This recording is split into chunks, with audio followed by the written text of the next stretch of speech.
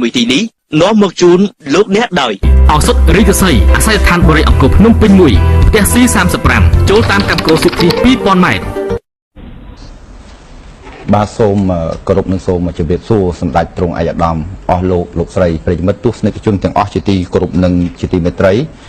កម្មវិធីដំណឹងថ្មីបានវិលមកជួបប្រិយមិត្តទស្សនិកជនបាទជាថ្មីម្ដងទៀតតាមពេលវេលានិងម៉ោងដដែល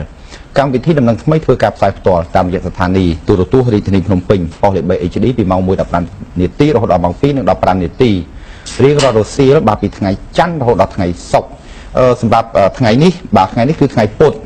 300 ខែមករាឆ្នាំបកាណបស័កពុទ្ធសករាជ 2561 ត្រូវនឹងថ្ងៃទី6បាទខែធ្នូឆ្នាំ 2017 បាទនៅថ្ងៃនេះក៏មានវត្តមានកញ្ញា